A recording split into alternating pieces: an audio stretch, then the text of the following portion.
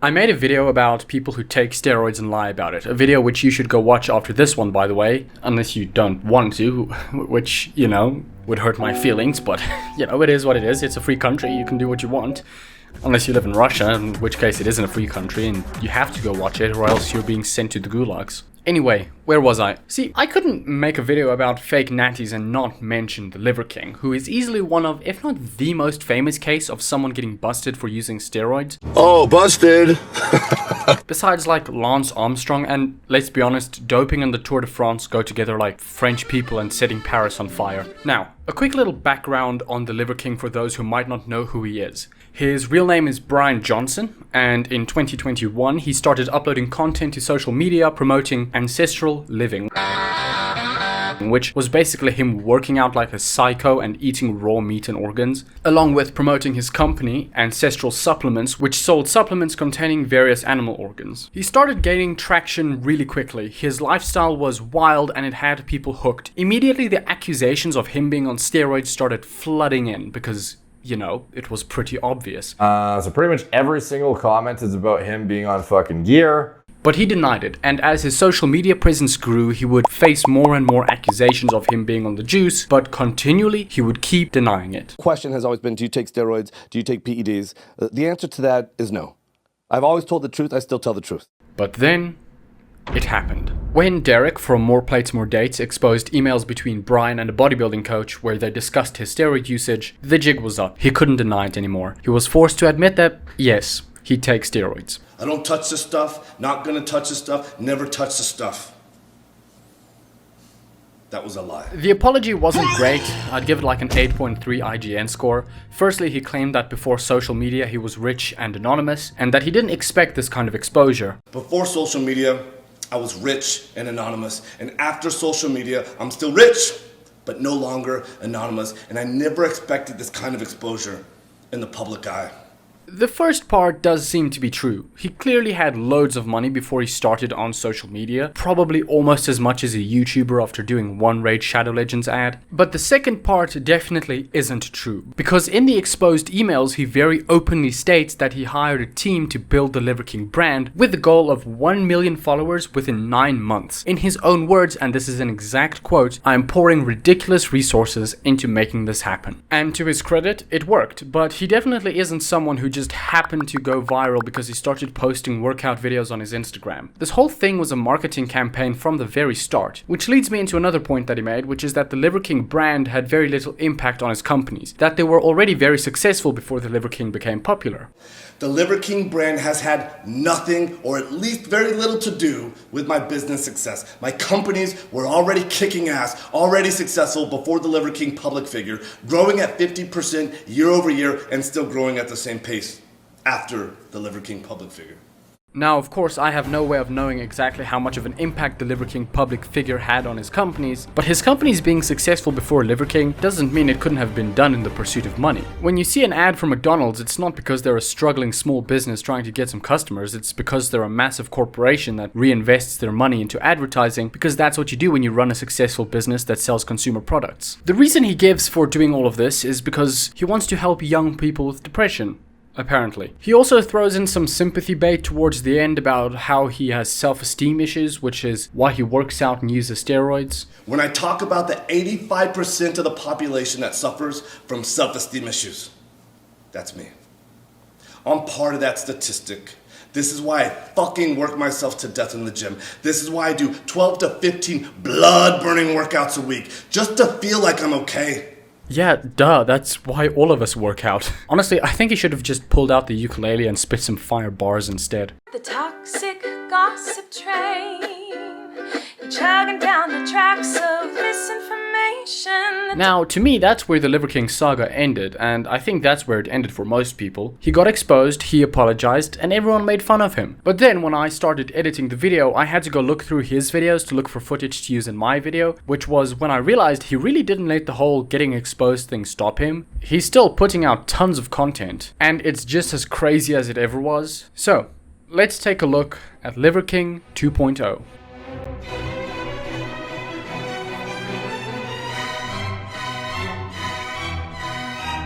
Well, that was overly dramatic. Liver King 2.0 is what Brian calls his new phase. Getting exposed by Derek changed him. He's a new man. How so? Let's consult his website. No better place to get it than from the horse's mouth. Social media blew up last December when Derek of More Plates, More Dates leaked emails on anabolic steroids, while Coach Greg made a dozen videos about it for a month straight. I couldn't be more grateful. It was the perfect resistance to forge a wilder beast. I'd say that not only am I back, but I'd also say that I'm better than ever, stronger than ever, not physically, more optimistic than ever, and I've discovered a better life with new weaponry, i.e., testicles every 2 hours, push-ups every 30 minutes. Okay, well that's just not true. I can promise you he hasn't been doing push-ups every 30 minutes. But whatever, let's continue. A cigar a day to chill the frick out. I can't swear. What if my mom sees this? A lighter heart and sleep hacks that have changed the game. That makes me a deadlier weapon to make my greatest contribution to the world. All he's doing is going, hey guys, you know how I said I had all these principles that I follow, and I vehemently defended myself when I was accused of not following them, and then it came out that I was actually misleading everyone? Well, this time I'm for real. This time I'm going to actually, for real, definitely do what I say. I'm a changed man. For real, no cap. On God, pinky promise, this time better be different. He sounds like every drug addict ever asking their parents for more money. Also, you know that whole apology video he made? Yeah, he retracted it because apparently saying sorry is a pathetic, hollow sentiment just recently invented by the modern world. At least he stopped taking steroids. Taking steroids wasn't very ancestral of him. Besides, who needs human growth hormone when you can just eat bull balls instead? As I'm transitioning off my gear, I'm transitioning on one raw testicle a day. That was until he came out and said he decided to go back on steroids. So I've decided to go back on it. I'm taking testosterone. It's a cream. I do 3 clicks of it a day. I'm also doing a growth hormone. It's 2 clicks a day. Now, in the time he supposedly went off steroids, he got ripped as hell. He was lean before, but this is next level. My boy looking drier than the lips of an Accutane user.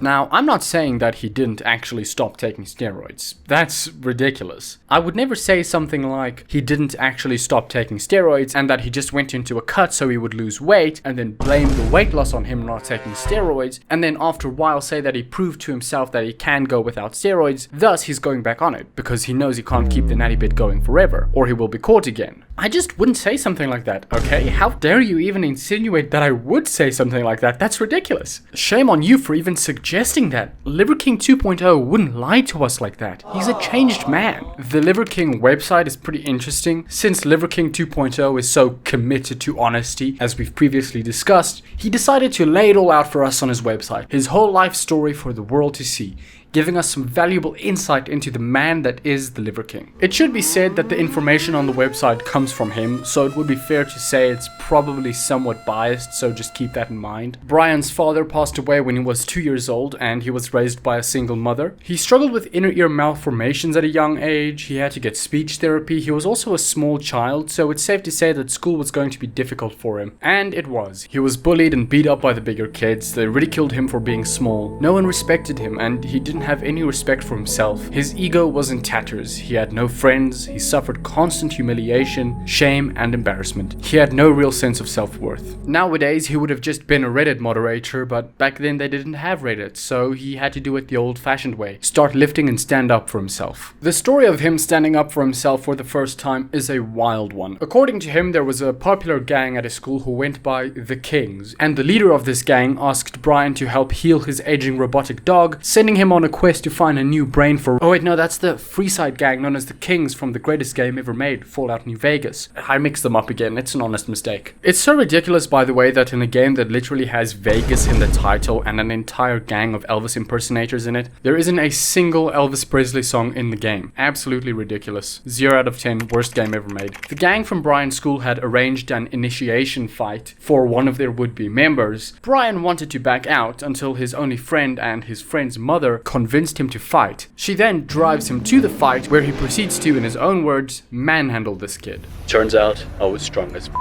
I manhandled this kid. I took him down as if he were weightless. I mounted the kid. I pulled my fist back to strike. I saw how helpless he was. I saw how pathetic. I saw his embarrassment. I felt his humiliation. I looked into his eyes and I saw myself. I let him up and there was an unspoken agreement about what had happened. I got into the van crying. My friend's mom said, "Son, you did good. You are strong." This is such a wild story. I have no idea if I should believe it or not. My gut instinct tells me this is made up, or at least highly embellished. Like, what kind of mother hears her son's friend is about to be involved in a gang initiation fight and not only talks him into it, remember, he didn't want to, she had to actively convince him to, but then she goes and drives him to the fight? I suppose that's the least she could do since she talked him into it. My gut instinct is to press X to doubt on this one, but if he made up the story, it's kind of weird that he would include the part where he cries afterwards. That kind of comes out of left field, so I really don't know. Maybe it is a true story and his friend just has a really shitty mom. I really don't know.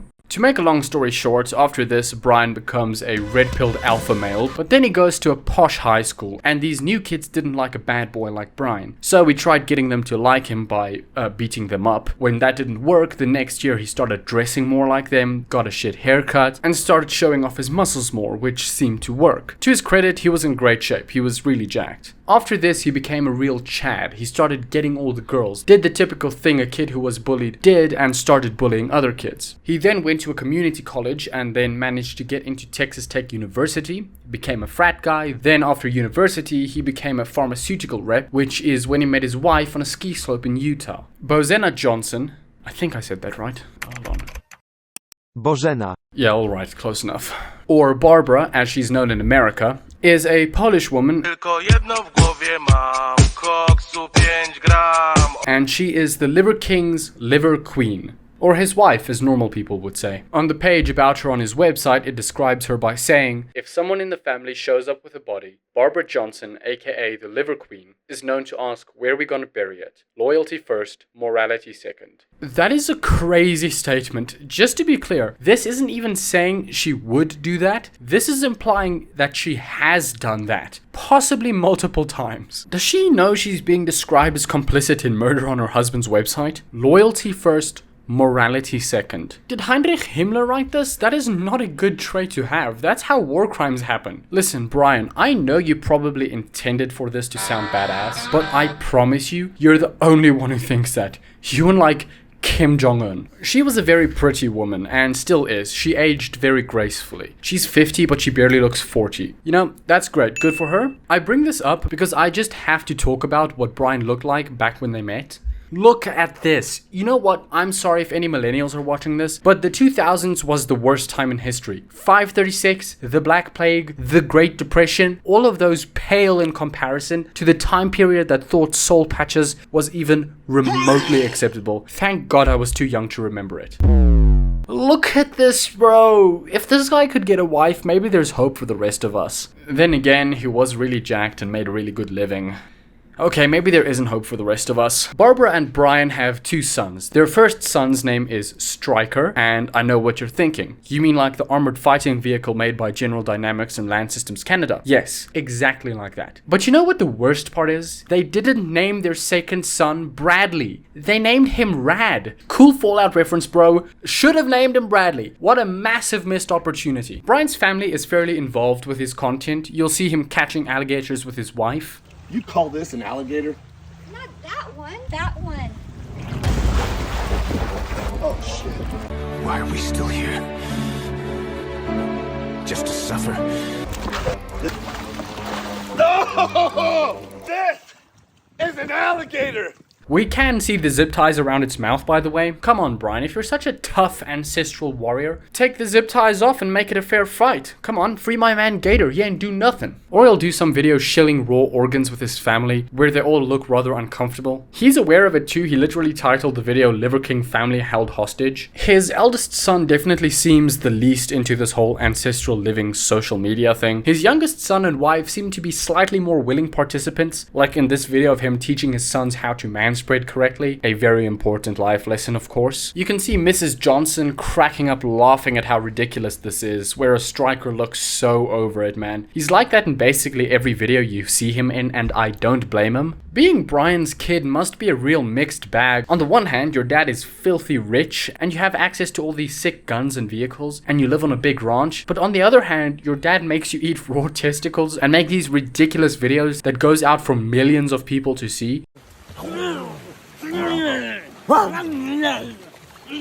his kids clearly aren't as into it as he is. Just compare Brian as a teenager to his son. Brian was clearly a gym rat who's obsessed with working out, whereas his son clearly isn't, which is totally fine, but Brian tries to make it seem like they're all really into working out and eating like man hasn't invented fire yet, when it seems like this is just his thing. And I do think it is his thing. I don't think Brian is a total fraud who's doing all of this just for clout. I think he embellishes his life a lot, but from what he said to the coach in the emails, he does do a lot of the things he says he does, getting up early and sun gazing in the morning, as well as him eating raw liver and raw eggs, and he's been jacked since he was in high school. He's clearly passionate about it, but he still does a lot of things that seem to go against the ancestral lifestyle, like, you know, guns, cars, aircraft, a modern house, cigars, and something else. I can't remember what it was.